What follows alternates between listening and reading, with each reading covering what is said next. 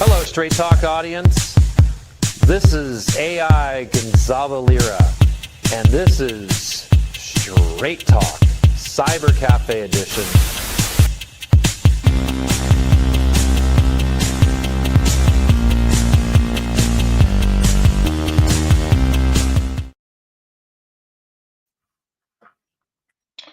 Hey, welcome to another edition of the Liberty Report with Professor Redpill and I'm Maxwell from the Liberty Rising Group.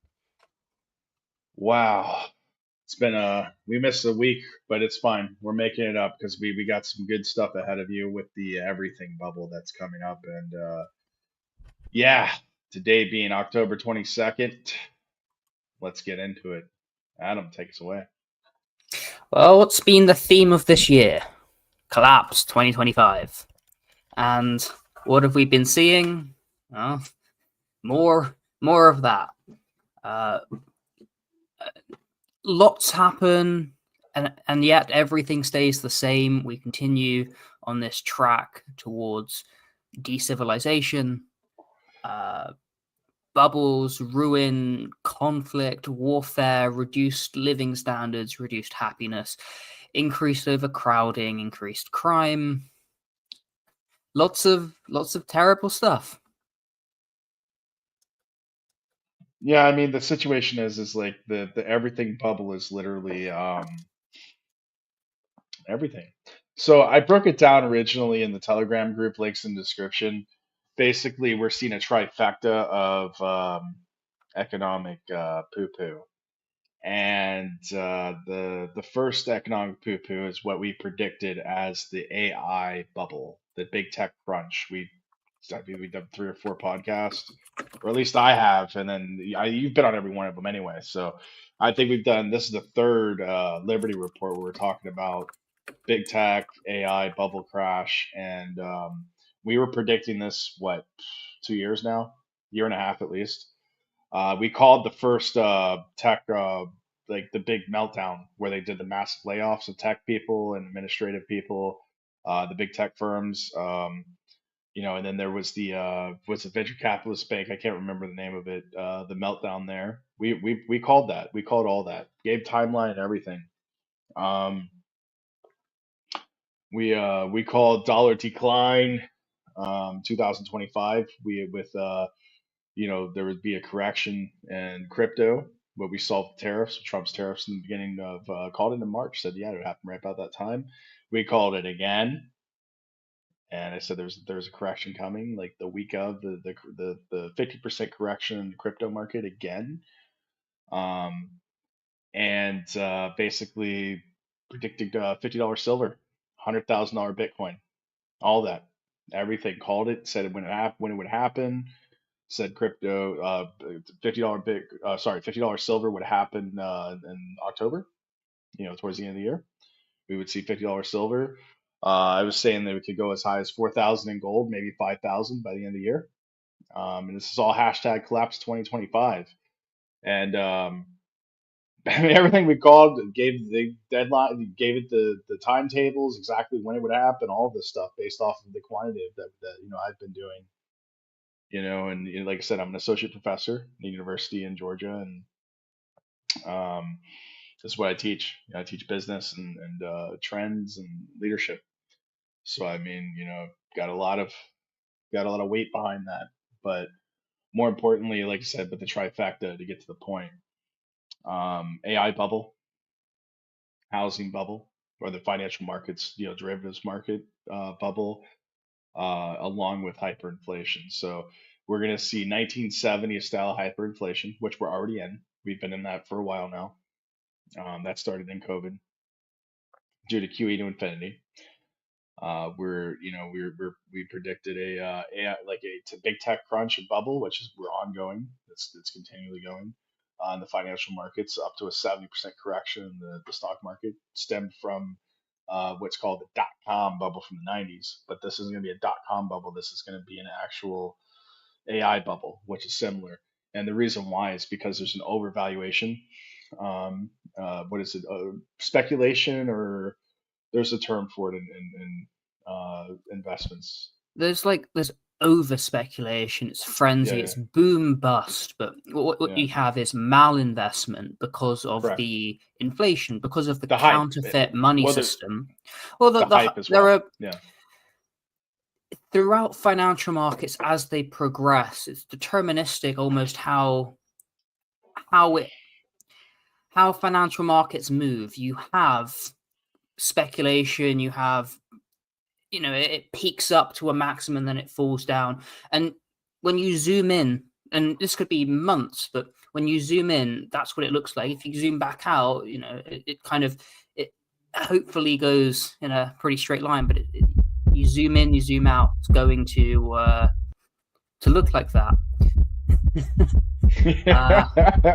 That's how markets move, but these cycles are expanded, amplified because of the influx of counterfeit money, because of the money printing resulting in inflation. Where does that money go? It flows into all of these, especially legacy markets, stocks, tech stocks, especially pension funds, bonds, all of and this has a massive effect on the economy. And so when it inevitably has to blow up. The Nobel Prize this year was granted to some economists talking about the joys and the necessity of creative destruction. That is the engine of capitalism. This is Joseph Schumpeter. If you do not allow destruction because you have state propping everything up, which is zombie economy, we've spoken about a lot, as well as just simply flooding the market with all this counterfeit money, which is what inflation is, them printing money, which causes prices to go up. You have amplification of these cycles, and it results in serious booms and serious crashes rather than a more dampened or a more natural oscillation. And that's, and again, .com, there was a crash. 2007, 2008, there was kind of a crash, but then they flooded the market with money and held everything up. 2015, they went, oh, maybe things are going to be bad again, put more money in. 2020 should have melted down. No, flood the money. Just print. Doesn't matter, just keep printing. And since then, all the price inflation or the price increases, it's gone up because of that inflation, because when you print money, it takes about 18-24 months for you to feel it in the economy. So everyone says, oh, look at the Biden inflation. Well, yeah, because Trump printed all this money, Biden continued printing all the money because it's the same Federal Reserve. But it takes 2 years for you to really feel it, or 18 months. And then you had the war in Ukraine and the government sanctions. So what really harmed the economy in 2020? Was it coronavirus? To some extent, but mostly it was the government's reaction to the purported pandemic of coronavirus. Okay. 2022, did the war in Ukraine really affect the global economy so much? Well, it didn't have to. What was really impactful was the government's reactions to this. And so you've got this massive demand push through flooding the markets with money. Then you've got this massive supply contraction, and these are particularly through the government decrees, government actions and diktats, sanctions, restricting trade, restrictions. And so it's this double where we're experiencing stagflation. Plus, and this is the international relations. We can also look on the domestic front, and we can see there was an interview in the past 2 weeks of Boris Johnson coming out on the radio or a radio show or something saying, oh yeah, we were worried that wages were going to go up in the UK during coronavirus because and that would be bad because it would make things cost more. So we said, let's just flood the country with millions of foreigners so we can keep the cost of services down and the wages of British people. It's like, hold on. So not only do you have these international relations things, something we've talked about constantly is these domestic factors that cause real wage stagnation or decline. And so all these factors plus the financial, all of these, is just there was a saying 70 years ago, I think it was Harold Macmillan, you've never had it so good. Well, you've never had it so bad. I don't think it's been this bad for anyone the past since 1930s, maybe So 45 Germany. so that being said, that you brought that in, like I said, the trifecta that I'm predicting for collapse 2025 that I've been talking about for the last 2 years, 4 years. I mean, I've been working on the research, the quantitative on this for a long time, since 2014. But as we get closer to 2025, the picture becomes a lot more, it's just like predicting the weather. So, I mean, as the hurricane starts coming in, the hurricane of economic shitness, when it starts coming, getting closer and closer, you get a better prediction, a better understanding of what the devastation is going to be, or the potential impact. So, we're looking at a category 5 style hurricane of economic shitness coming to hit the global economy, not just the United States, not just Russia, not just China, the whole entire damn planet. Like, there's a massive like cyclone of economic shitness. So the trifecta is, we're going to see a 1929 style crash, we're going to see dot-com bubble, and then we're going to see a 2008 type recession due to derivatives markets in the financial sector, where the money's just going to get erased. All this is happening at one time.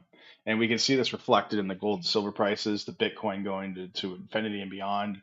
130,000, I think, was its peak. It took a huge dip, but of course, silver and gold also came down. It was predicted. I mean, it's going to happen. You have the influx, and then you're going to have the pullback.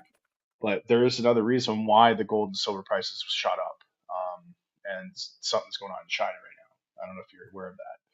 Currently, China is buying a massive amount of gold, huge amount of gold, It's not just in a China. very short period of time. It's all the central banks around the world. They're all buying up lots and lots of gold. Some of them are buying up some Bitcoin, and a lot of what.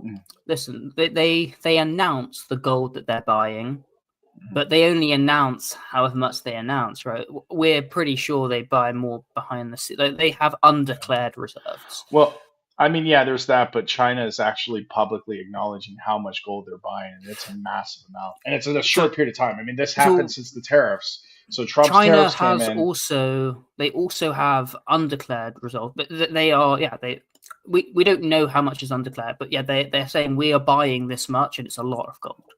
Anyway, so the reality is that China, because of Trump's tariffs, they bought a massive amount of gold in a short period of time. That's why it shot up so quickly recently.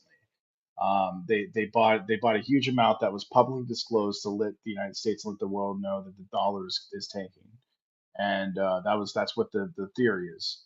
But more or less, there is undisclosed amount of gold they could be buying through private banks and different types of like channels. There's only so much gold to go around, to be honest. Like, you can only buy so much of it. It's a scarce commodity. So sure, but also we don't know how much gold there is. We don't know how much gold is being mined. We don't know who has the gold. Right? This is one of the good things about gold. It's also maybe a bad thing. I don't know. Bitcoin, you know how much Bitcoin is out there. Mostly, some of it's lost. Some of it, who knows? It's in cold storage. But you know that there's exactly this many Bitcoin. There's only this many. Gold, they could have a gold mine that we don't know about, that they're mining, refining, and storing. It's all state run, and we don't know about it. Who knows? The point is they declare how much they declare, and it's big and impressive. And then also they have other things. I'd just like to say that the increase in gold price is not monocausal. China, this is a big player, definitely impacts it. But if you look at gold price, any chart, zoom out to 1, 5, 10, 100 years, you'll see that the Chinese buying gold right now has not had a decisive impact on the price of gold. What is having that decisive impact is this is the monetary policy since the creation of the Federal Reserve in 1913. And what we are experiencing is the death of fiat. So the proliferation of fiat, the death of fiat. What I was looking at is, if you look at stocks versus gold, stocks have done very well in the period from 2009 till 2023. It's been kind of parabolic. But since 2023, gold and silver has been a far better investment. Why is that? Well, if there's little volatility. The only real growth was in crypto or stocks, and stocks is this traditional legacy system. Crypto, there's been so much opportunity. There's been a lot of volatility, but also, again, you zoom out, it's been going up and up and up and up. Gold and silver have been going up and up and up and up and up because the price of money has gone down, the proliferation of fiat. If you look at house prices compared to gold, right, because all prices are ratios. If you look at the price of a house in 1950 and the price of gold and the price of a house today and the price of gold, you will see it's actually rather stable. So what's changed? The dollar's gone down, the yen's gone down, the euro, all fiat, because you're printing it, because it's paper. The value of that's going down. The point is to say that if we look at, hang on a sec. If we look at stocks versus gold, I've got a chart here from 2003. I've got one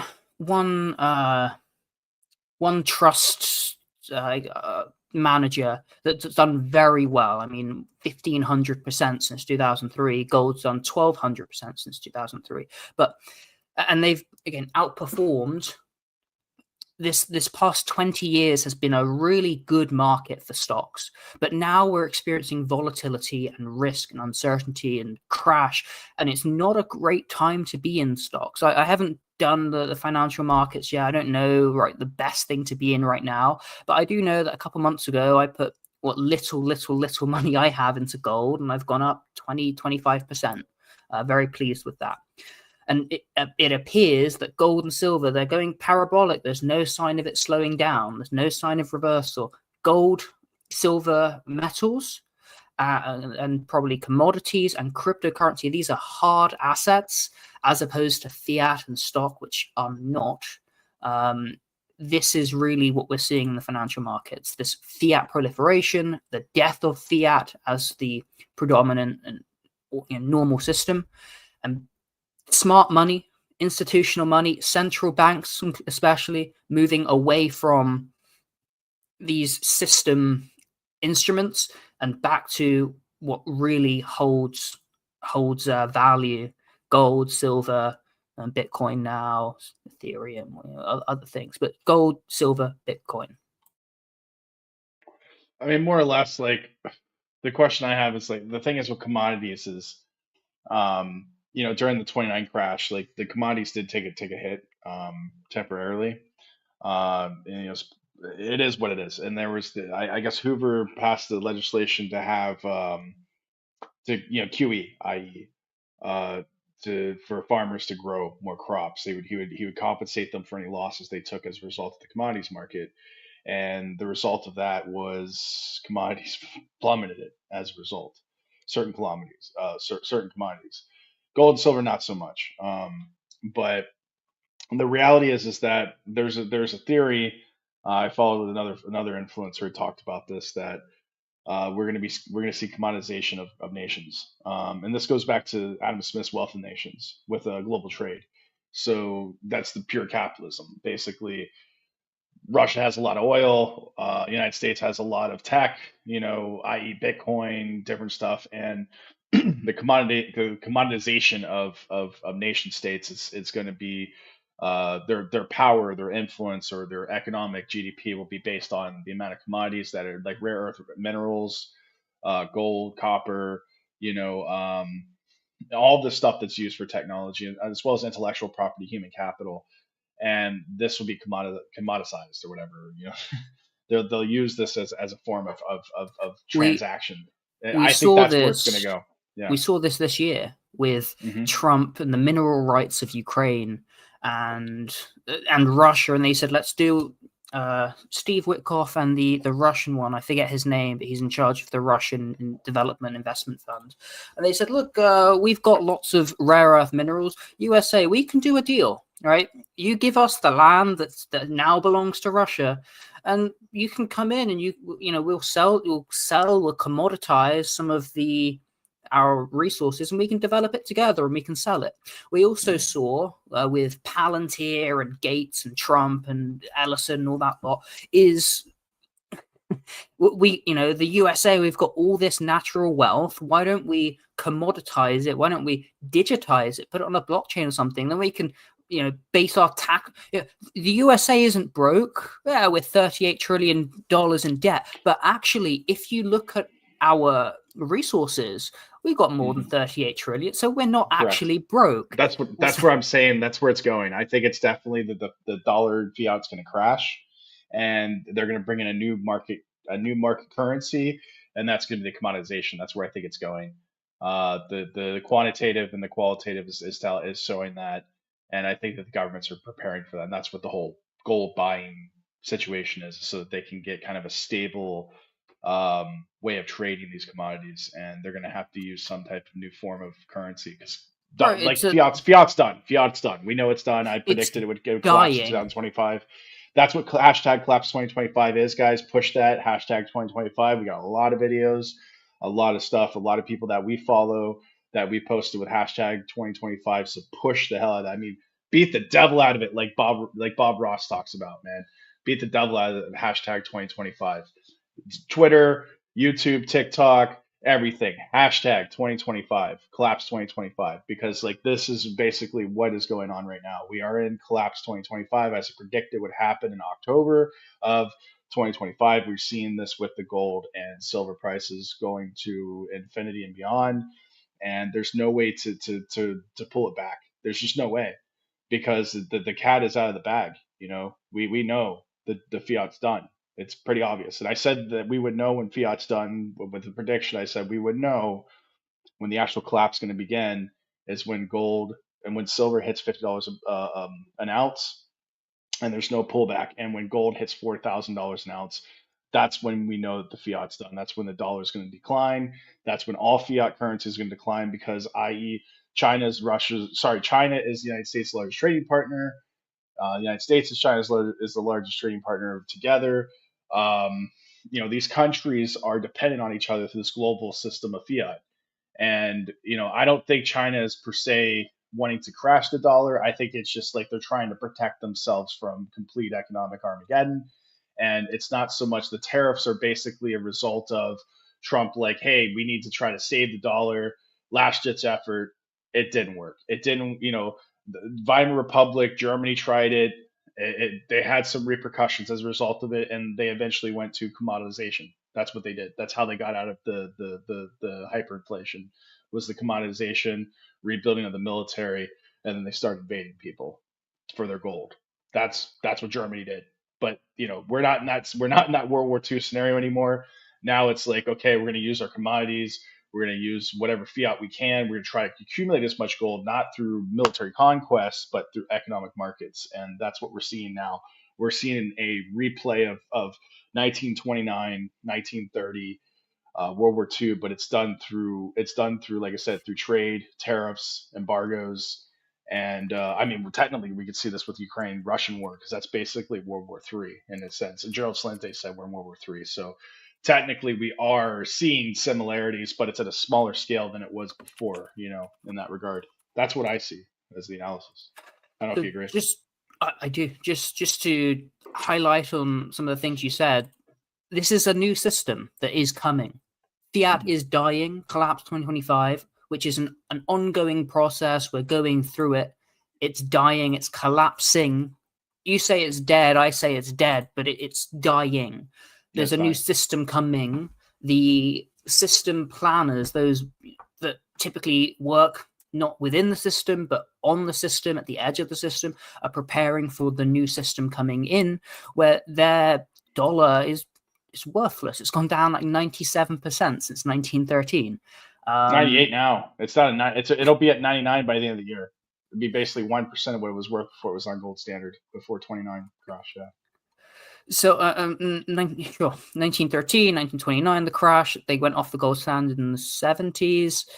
Well, they went off temporarily in 29 after World War II, and FDR was said that he was reinstated after World War II. They never did, but they did bring in some gold standard regulations, and then Nixon basically with NASA and all the expenditures, he was like, no, we're taking it off completely because it's depleting our gold reserves in the Federal Reserve. We can't do this anymore. it was that NASA's obviously important, but Mhm. Michael Hudson, who was a very prominent economist then, and now even, he says it was about the military spending. Correct. That's really what it was about. And Yeah. NASA, sure, they spent a lot of Well, they're part of money. the military industrial complex. That they were a branch of the Correct. military before they became privatized. And the reason why they were privatized is because they wanted to use expenditures for other military spending. So they were like, well, you are creating commerce, like because NASA creates a lot of different types of products and consumer, like innovation. They're an innovation company basically, but they're semi-private organization now. So they make most of their income comes from the products and the different like inventions that they create as part of their ongoing research, and they monetize it. Like Tempur-Pedic, like that was monetized. The microwave, all kinds of different stuff they had that they created. I think Teflon also was from the military, but the NASA kind of perfected it. It's all kinds of stuff. But the NASA has a lot of patents that they sell to the private sector that helps to continue their budgets. But this started it during the Apollo missions. They tried to monetize as much as they could because their expenditures were so massive that the government was like, we can't keep giving you money, for these projects. So they were like, why don't you just monetize? And then they commercialized it with all the marketing and media and all this. And there's a lot of stuff that they were doing. They still do today. You Um, I think we're in World War III, but I know, think it's a process, it's right? cyber. It's a cyber like Sure, trade it's cyber. cold, We're in the early cold, stage. Yeah. Cold War, if interwar period, as you say, we're not at 1939, but maybe we're 1928, 27, 32. Yeah. Who knows? We're kind of interwar period. I have on Telegram, I have a wide diversity of people whom I speak with. I got a chat with Russians, Chinese, people all over the world, Mexicans, Australians, etc. But one Chinese person shows me a photo of Chinese people buying a bunch of Russian baby toys and things, and she says, "Why don't Russians want kids?" And my Russian friend says, "Well, because the economy is very bad and World War III is ahead. Mhm. We recognize that there is a very real possibility that the West cannot accept defeat and will continue to escalate things. The economy, and we talk about the raw mineral wealth. No matter how much Russia is spending on this war, the resources, the people, the power of those new territories far exceeds the cost. But short term, immediately, people are feeling pain and the economy is not doing so well. Again, not my words. This Muscovite economy is Mhm. shit. World War III is ahead. Mhm. Um, they're also experiencing like Mohammed and Mehmed is the most popular names in Russia right now, uh, as Yeah. well as like, It's massive Artyom, migration. Yeah, because Matvey, they have to Ruslan. replace the population that's not having childbirth, and we're seeing that in Europe and the United States as well. Let me just correct that. In the Moscow region, the name Mhm. Mohammed has become more popular than Ivan for newborns. Mhm. And in Europe, Mehmed is the most popular name. Mhm. Yeah, they're just like it's the only ones having kids are immigrants, because or people that come immigrants that do come in, because they're still traditional in regards to that, and it's just the economy, what I mean, I would say it's partially economy, but it's possibly the social dynamics, and that's a whole other podcast altogether. But yeah. And so, just on that thread, someone says, Mohammed, something tells me that those are coming from Chechnya, Dagestan, Tatarstan. They don't cause much trouble. And my Muscovite friend says, look, this is in North Siberia, Khanty Mansiysk. It has an enormous amount of oil, but little population, so it's got a lot of migration inside. So that's how he seems to be explaining it. And he says, well, is this Mexican says, is that doing well for Russia? And the Muscovite says, it's not catastrophic, but it doesn't feel great. I think it's Mm, about the same as everywhere else right now. Uh, yeah. So again, there's war. Things aren't doing well. People don't feel confident in, and the economy, right? The economy, the GDP figures. These are measures. These are numbers. We don't care about that. What we care about is what's real. But the economy is an abstraction, and we do care about what's actually reflected in reality through that abstraction.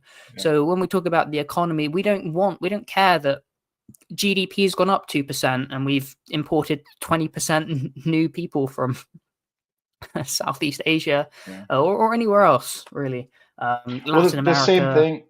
The same thing happened in 2930 as well. There was mass migration of people up until World War II. Between World War One and World War II, there's a massive migration of people going to America and Europe and other places. My understanding is around 29, there was a lot of deportation of That as well. non-Americans because That as the well. wages were so depressed because no one could find jobs. That's happening again under Trump's policies. The HB was the HB visa, I H-1B believe. visas, yeah. H-1B visa. He put 100,000, then he reneged it, which I said he would do. We've got a comment here from Up Syndrome. Russia plans to invite some 1 million Indian workers. So that's the other thing too. Is Southeast Central Asia, India is like the largest populated country in the world, and just the region in general. I mean, like basically 1/6 of the population of the planet lives in Central Asia, apparently. From the numbers that I'm rough estimate. It doesn't mean like a lot. If you Like put a one circle, eighth. I think one eighth or 1/6, something like that. It's a huge amount of population. Is it even higher? I think it's like half. If you put Really? one circle in that area around Nepal, say, you get all of China, you get all of India, you get Pakistan, Bangladesh. Oh yeah, when you include China, yeah, of course. But it's I'm like just half speaking the of world's population is in that area, and India. Like I think it's a statistic that's like you had a 1/7 chance of being born an Indian, so be thankful. Yeah. But yeah, that's what it is mass migration, because when you think of that such a large population density and the level of technology or innovation or even just resources in general, it's not enough to sustain those numbers. So they have to migrate, and that's what they're doing. They're migrating all over the world. There's Indians here in Georgia right now that have come here. There was stuff that they were planning to invite Indians to Bulgaria. It's slave labor is what they want, but basically, the slave labor benefits those that own the industries because the industrialist. The price of wages is suppressed, so they're paying less, so they get more corporate profits. As well, aggregate demand is increased. Housing, there's more strain on housing. House prices going up. There's more strain on goods and transportation. All of these prices going up, and those that own the means of production, they are being. It's this neo-fascist state where you have the government artificially importing all these foreign peoples in order that those that are paying them the money to do so benefit a lot at the expense of the native people. Yeah, an absurd amount of people. Yeah, I mean the thing is when you think about it, how is this dissimilar from the transition from World War One and World War Two with the market economy?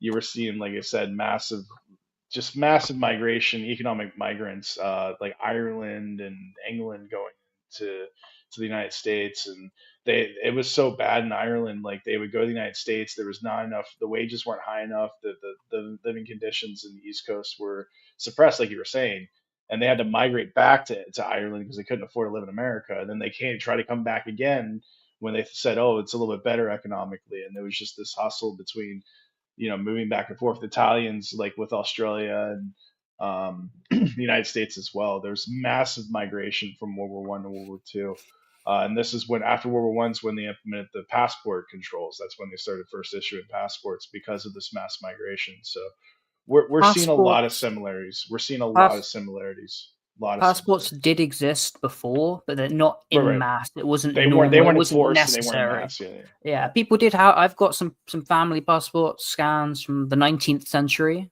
right, 1890s and the like. But it wasn't like if you wanted to go from France to Germany, you just had to walk. Maybe there's a toll booth. Maybe you got to pay like someone, but it wasn't like you cannot come in unless you show me your passport. That wasn't a thing. Also, yeah. So when it comes to Russia and immigration, and in general, the urban cities, they're horrendous, right? But the thing about Russia is it is massive. I can't even understand how massive Russia is. If you're bringing in workers to go and develop primary resources, secondary manufacturing, away from the city centers, away from the urbanized West, it makes kind of sense. I mean, there is a lot of, especially in the Far East, where they've been paying people from the Far East that don't have much opportunity to go and fight in the war in Ukraine and die for the country and here's some money, and they're being paid much less than in the more wealthy regions. If you're importing these people to go to the less developed regions, and hey, life's going to be hard, it's going to be cold, there's not that much, you don't have Western comforts, but we need you to go plant trees, cut down trees, smelt, mine. I can kind of understand. This is the difference between Russia and us in the West, say. At the same time, I don't know that that's necessarily happening. I don't know to what extent. I don't know the breakdown. I've seen lots of non-ethnic Russians in Russian cities. I don't know to what extent, how much, etc. I'm not such an expert on these internal migrant pressures in Russia. I do know that we could basically conclude that it's basically economic. A lot of it, in a nutshell, basically. Yeah, it's slightly different, I think, in Russia to say America, where they're being imported into the cities. Now, if you put a million Indians in Wyoming, it would devastate Wyoming and change it existentially and forever. At the same time, I don't know, maybe there's stuff to do in Wyoming that you might want to do. I'm not saying it's a good idea. I believe I wouldn't support that. But I mean, this is what's happening with Canada. Canada was always a resource colony for the British in the West, and that's kind of what they seem to be excelling at. I think they're taking the lead in organ harvesting, with the government saying, "Oh, you got a cold. Oh, you're depressed. Why don't you kill yourself?" Oh, okay, I guess. Thank you, government doctor. Oh, and by the way, sign here. We're going to take your organs. Yeah, I mean that's a big like my recent lesson that I just finished where we started the podcast. We were talking about the Brave New World. We actually covered a podcast on that Brave New World. And the question had come up in seminar about euthanization in Canada, and like, is it ethical, what's going on, what are the repercussions economically, and more or less, like I say, it's their universal healthcare system. They're not like a government the healthcare system. That's what I mean. It's government healthcare system, universal. So like the government can dictate who lives and who doesn't. So they were originally they had death panels and all of this. Apparently, that was it is what it is. But now it's literally like, okay, kill yourself because you're an economic burden to your family and to the state. So I mean, how is this dissimilar from dystopian Soviet society? You know what I mean? The Soviet Union, where go to gulag because you're a burden to the economy. Off to the gulag. I mean, how is it different from Nazi Germany, where they're just sending people to like death camps, to concentration camps because, where they were, because of their disabilities and stuff like that. I mean, this is fascism. This is Soviet communism. Action T4, they didn't actually send them to the Action T4. They put them in vans with carbon monoxide and gas them as they're going around the city. I'm not going to express an opinion on euthanasia. There's pros and cons, but I think it's very different if it's privately done versus offered by the state, who are also corporate. Only when it's the government healthcare system. Government healthcare means the government is saying we have an absolute entitlement to total control over your body, your life, your health, and your death. And then when the government healthcare, when they're no longer ostensibly empowered to treat you, and Hippocratic oath, and which is all bullshit, right? They don't care. But when it's really expressly, look, you should probably tell them to kill themselves. The perverse incentives there are just crazy. When it's the government, look, you go to a private facility in Switzerland, they tell you to kill yourself. You say, I want to kill myself. They say, okay, we'll let you kill yourself. There was a Nobel economist, Daniel Kahneman. He recently, last year, killed himself because he was diagnosed with dementia. His wife went through it. He said, nah, I'm done. It's totally different to, there's a story of a 28-year-old, a beautiful young woman in Canada or maybe the Netherlands. Hey, I got depression. All right, kill yourself. I don't know much. I do remember that story. But I do remember that story. We did publish it in the Straight Talk News channel, which the link's in the description. That was covered, and yeah, it was pretty sad. And there was nothing wrong with her. She just decided when to kill herself. Well, mental illness is an endemic problem, and it's very serious. But I But a think lot of that seems, I'm not going to get into that too much, but I think a lot of that is just it's societal driven. It's big pharma driven, and I think it is what it is, and that's a whole other podcast altogether. But yeah. But what we're seeing, some of these things just sound so horrific and dystopian that if you would have told people about this in the 1960s, about the state of the world today, maybe they would have killed themselves there or there. So what the hell? I don't want to. What a world! What dystopian a future. terrible dystopian future that we're now living through. Yeah. Huxley predicted it. A lot of stuff that he wrote about in Brave New World in the 19th century was the early 20th century was uncanny. But like I said, I seriously think that a lot of the stuff that was going on during the early 20th century that he wrote about as dystopian future was actually going on during that period as well. So they had eugenics, you had all kinds of stuff. The same stuff that we're talking about now, they were talking about 100 years ago. So I don't think it's much dissimilar. It's just that the difference between then and now is we have higher levels of technology. Obviously the size and scope of the world is much bigger. There's more global trade, and it's a faster paced society with information and different things that are involved. So it's a futuristic society, but it's dystopian nonetheless. Yeah.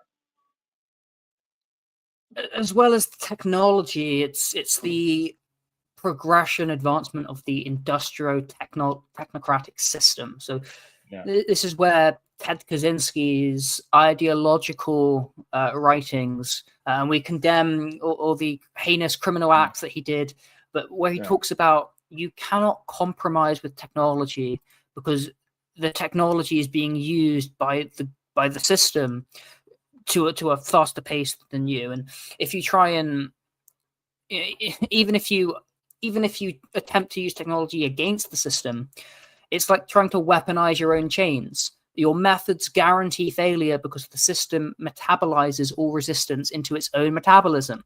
It's this is what he talks about. No matter what you do, the nature of technology is that it continues to expand and grow, and it is the most controlling and subversive and totalizing thing. And that's the system which he fought against, and he believed he was fighting a revolutionary war. He said, if we don't stop this, it's going to run away, and we're never going to have a chance. And that's why you go and listen to the court transcript, and they're reading the horror of the things that occurred to some of the people, and they say, Sir, don't you have any remorse? And the court transcript reads that he's just sitting there, stone-faced, no empathy. Like, nah, because these people were, nodes in the revolutionary system against what is right, and they're bringing us into this dystopia that we are today. This is why he said it's so important to rebel against these circumstances which are offensive to human dignity, destructive of the life that's evolved on Earth over hundreds of millions of years, and leads to disaster now and at some point in the future. Yeah, exactly. That's an excerpt from Technological Slavery around page 190. He says that one of our most important worries should be that people may be made comfortable with almost anything, including conditions that we would consider horrifying. And that's exactly correct. These conditions are terrible, and people are comfortable, and that's one of the major problems. Yeah, I mean it's definitely getting it seems like it's getting worse before it's getting better. But like I said, I think we're scaling into the dystopian or like a dark ages, and Victorian period was definitely in the 50s after World War II when we were in another kind of dystopian like, dark ages that we came out of. But yeah, we'll see. Definitely think that like I said, the recapping that we talked about, the commoditization of currency. So that's where it's going. We're going to get, we're going from fiat back to commoditization, using sound money, not necessarily gold, but just countries' resources like rare earth minerals, different stuff like that. Um, Could we go back to you said how did Germany get out of hyperinflation? I have recorded that you said public works, remilitarization, and then invading others for their gold. Let's leave out, as you said, That's invading others for their that's part gold of is it, and then the not applicable commoditization as anymore. well. We want Yeah. the trade nowadays because we understand trade and riches war destroys. But Mm. would you not say that the world is remilitarizing at a rapid rate, and especially with drone 100%. technology? 100%. It's EU technologically defense like fund. advancing. Yeah. Yeah, it's the same. It's World War II all over again. It's just 1920s, 1930s all over again. I don't know if we actually. I think COVID might have been actually the Great Depression. I think it was prolonged from 2008 onward to COVID, and we still have yet to recover economically from the 2008 debt crisis. I broke that down on the Telegram channel, and I'm talking about it now. That if you look at the quantitative on the timeline between 2007 to 2025, it'll show, especially when you put in the amount of inflation, or the stagflation, if you will. We have not recovered. We still yet to recover from that financial, erasers, because basically the banks created so much money through derivatives market, and they created all this massive wealth, and bubbles and bust cycles like the 29 crash is the resetting of that currency. So when there's an overabundance amount of currency, deflate it, you know, in order to get rid of it, they consolidate it, and they consolidate it through erasing financial markets. And that's what we saw in 29. We saw it again in 2008. And we're seeing it now. Like right now, And currency is basically getting erased. It's just being to say, commoditized. Yeah, just quickly, the massive wealth that was created leading up to 2008 was for the few, not for the many. I mean, correct. they giving out loans, putting people into debt, and that wealth Mhm. went to the many. And then, right, the system's going to melt down. The government steps in to bail out those that have created these conditions, so they don't really feel penalties. And again, like I said, there was deflation. There was deflation. They erased a lot of the financial markets, and this was the mon paw. This was like what they did in the 29 crash. After the 29 crash, where FDR confiscated gold, and then basically sold it back to him at a higher price. So they basically consolidated the debt. And by doing so, they erased financial markets so that the few could benefit and the government could benefit from the collapse. And that's what they're doing now with tariffs, with the technocracy, with the fiat, and that's why Trump is so focused, I think, on crypto. That's why Trump is so focused on tariffs, on the rare earth minerals, on all this stuff, is because they want to take control so that they can consolidate the debt, the $36 trillion of debt, into some 38. other commodity. Yeah, 38 now or 40. By the time it hits 50, by the time. But that's basically what I think's going on. That's what I, as a professor in not economics but business and leadership, I really do think that they're planning something, or they've already had something that's in plan, that's been put in So motion. yeah, And planned. they know what This they're is the doing. thing that I'm not gonna say like anybody says Trump's an idiot or government people are dumb. Government is government and business is business. So don't think anything different than government is government and business is business. And the thing is that government does their thing, business does their thing, but at the end of the day, it is what it is. You know. Right. If you think they're stupid and not malevolent, why do you Yeah. think that? Oh, because they're the people, the puppet masters that they not the puppets that they place in front of you appear stupid and incompetent and bumbling. Yeah, that's what they do. You are tax slaves on their tax cattle farm where they steal your money, enrich themselves at your expense, and this is what it's all about, right? It's government, it's mafia, it's business. It's very efficient mafia, very Different kind of efficient. mafia. Yeah. Different kind of mafia. And that's what the mafia is. The mafia, basically the actual mob, not government mafia, but the mob is basically they consolidate power and they become very economically viable during times of bust cycles for a reason because the government is inefficient, it collapses, financial markets collapse, and they find a solution to a problem. Maybe usually at the municipal level, because usually during the economic bust cycles like we saw in Detroit, where the pension funds in Detroit completely dried up, and they used the pension funds to pay off deficits and debts. And the great working people of Detroit's pension program lost all of their pensions. So the firefighters, police department, teachers, unions, all of these different people that are working in Detroit, like the boomer, the older generation, the great generation that worked in Detroit before its collapse, ultimate destruction, lost their pensions. And not only them, but like Enron and all these different private pensions and stuff. And this is just the result of greed. It's not necessarily incompetence; it's just greed, just simple greed. That's it, just simple greed. Billy Watts writes. Or sorry, it's all just about farming people. Yeah, exactly. Like that's it. Co-ops and growing, making things, commoditization, just making commodities. This is where it comes to. And like I talked about previously with Hoover, he implemented an executive order during the crash.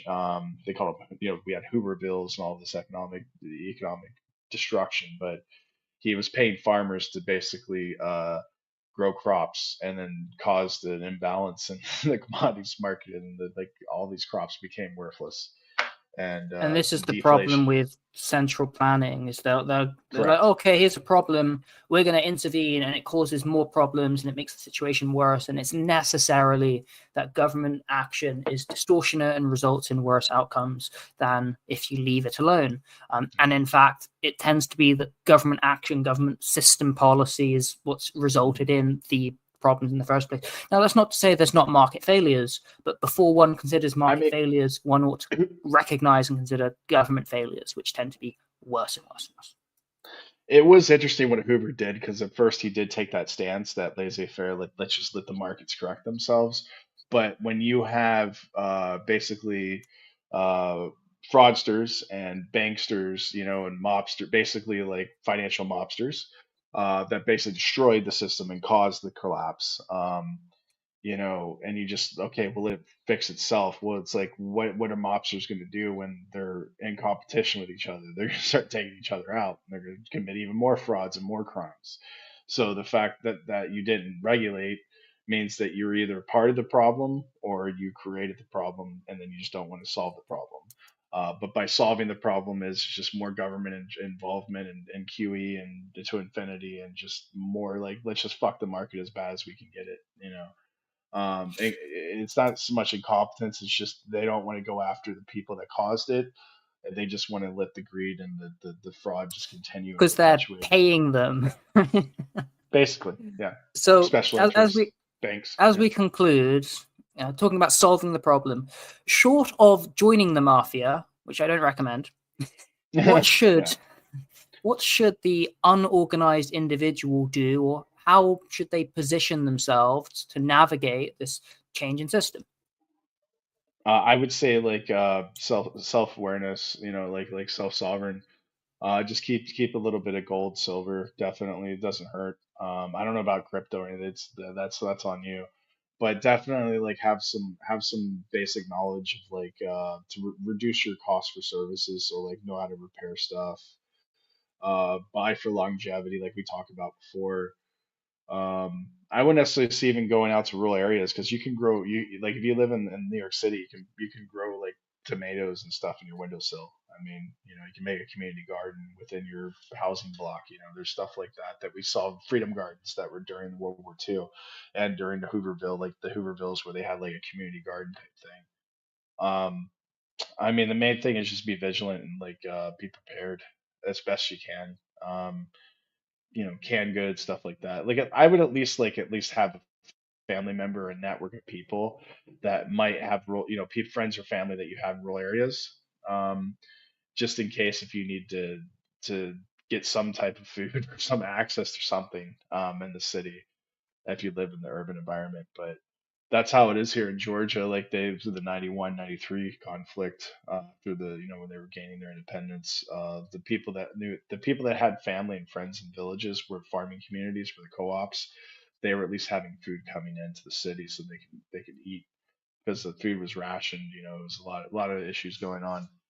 Um, I mean, that's all I can say is just basically build a network of people that friends and family that you trust, and at least have some connection to some type of food or commodity. And if you have knowledge and skill set, like and I don't think it's going to be that bad.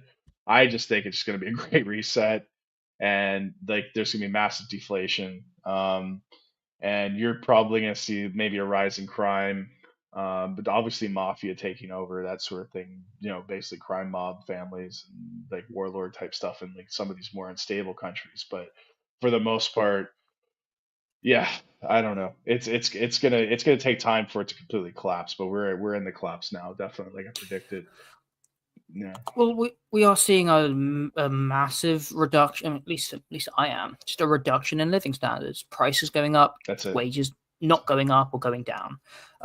Everything becoming more expensive, and so people are struggling more. So to take control of your future, it would be great if you can grow your own food, preserve your own food, Yeah, trade and barter, cook from scratch, save your own seed, and become as self-sufficient as you can. Again, yeah, we don't know exactly how terrible it's going to be.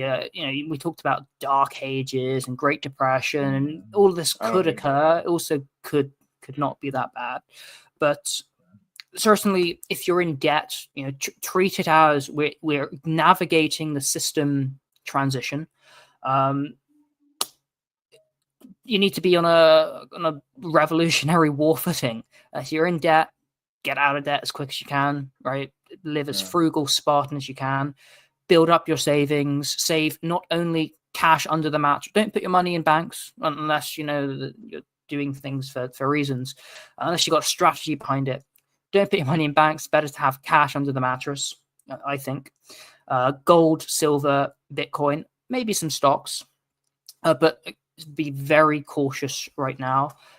Remember that any pensions you have in the system, something you can't touch, something that's out there, if it's not liquid immediately available to you, it write it off. Maybe you'll get it, maybe you won't. Maybe it gets wiped out, maybe it doesn't. If stocks crash 2/3 and all your pensions, you can't touch them because they're managed by the pension system, then it doesn't matter. So that's a you know, Detroit style loss in your pension fund basically, and or Enron style collapse where you actually do own stock and option equity in your pensions, but because the market crashed in '08. And Enron, because the company went bankrupt, like their stock went to nothing. So like all those pensioners that were investing in the Enron stock got pennies on the dollar. So yeah, that's what it is. so revolutionary footing.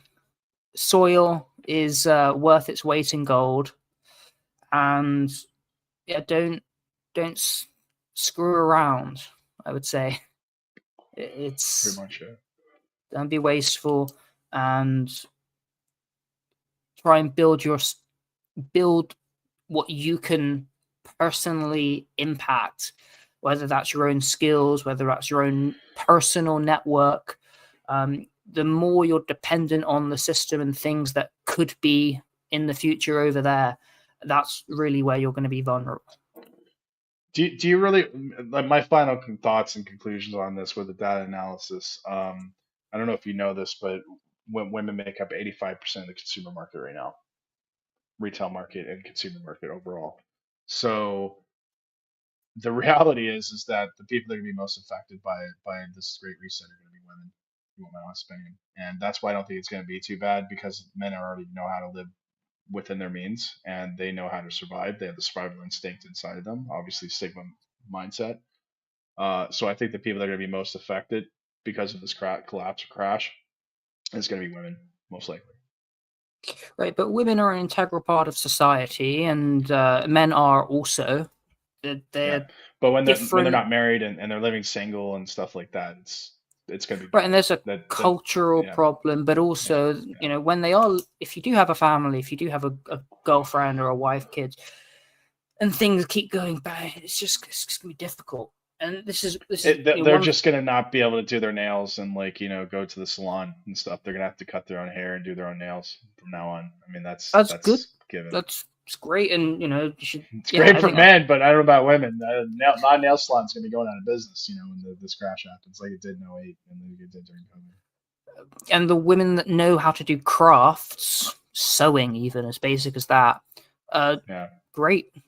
but how many Zoomer women like know how to do that? Like, It's just that I think there's reality a wise, cultural issue here. With yeah, men, yeah. I mean, Not fitness just in the very United important States, not just in Western speaking countries, but in here in Georgia and like Russia and like around the China now, world. a lot of women, a All lot over, of yeah. women don't know how to do any of that stuff anymore. So they're going to be finding, especially with AI and like all the, it's we'll see what happens. I'm studying this right now. It would be a future podcast, and we'll talk about this, about the future dynamics of the female just economy. just to Yeah. close, you were talking about how young women in Georgia, instead of knowing how to cook, when they say, I want to, let me feed you, or how did you characterize what they were doing, what you've I'm going to witnessed go them ahead and doing? I'm going to order some Walt. I'm going to order some Uber Eats. Like, yeah, like I'm going to go on my phone and do an app, and I'm going to order some food. That's how they cook. Not the older women, but like the Zoomer and like some of the millennial women. That's how they are. Yeah.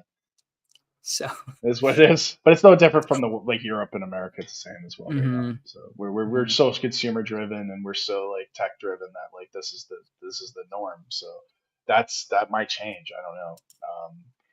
It is what it is. I think right now a lot of Sigma guys, a lot of like I wouldn't say the red pill community, but I would say definitely a lot of Sigma guys are now like starting to realize like, hey, I need to learn how to cook. I cook my own. You can see like I just cleaned all my pots and pans over here.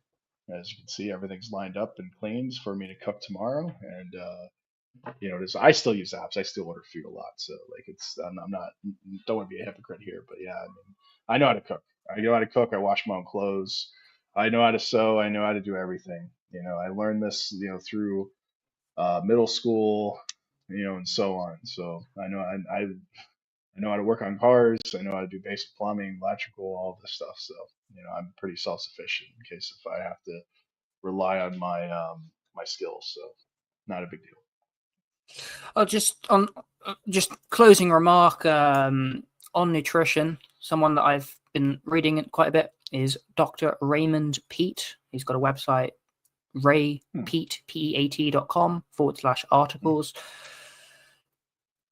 You figure out your system, figure out whatever. But I think this really good for me. Really good for a lot of people I've spoken to.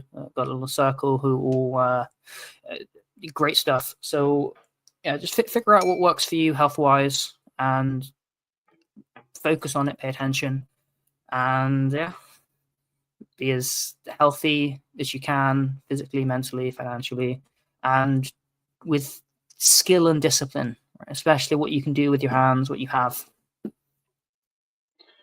Yeah, and I don't necessarily like if you guys are spending your fiat. I don't see anything wrong with it, to be honest. At this point, just if you can buy some gold and silver, but like if you want to spend the fiat like it's going out like it's water, hey, there with the amount of hyperinflation we have around the world and the stagflation, I don't blame you. Just spend it, no big deal. I don't feel bad. You know what I mean? No, I Man, think don't be wasteful. Don't spend it. If you want to donate it I, to one of ours, that's great. But yeah, that as well. Yeah, or donate. But invest yeah, in gold, silver, Bitcoin yeah, wisely there. yeah. Don't put all your money into that stuff. Just enough. And like I said, there's a lot of experts on this. I'm not an expert in like that particular that type of stuff. But like Aaron Clary's actually pretty knowledgeable about how to prep and stuff for that. And there's a lot of people like obviously on the internet and other YouTube channels that you can follow for that. Hopefully we'll get Aaron Clary on here eventually, and a couple of people that know what they're talking about in regards to that, to get you some perspective. But yeah, it is what it is. Okay. With that, Collapse 2025, the fall. Thank you all for joining us. Follow us on all our socials: Telegram, Locals, Rumble, YouTube, Substack, Yeah. and tune Take in care, next time. guys. Same Yeah, time every remember. week, Wednesday. Yeah, and like I said, like, subscribe, and definitely share this with a lot of people. Take care.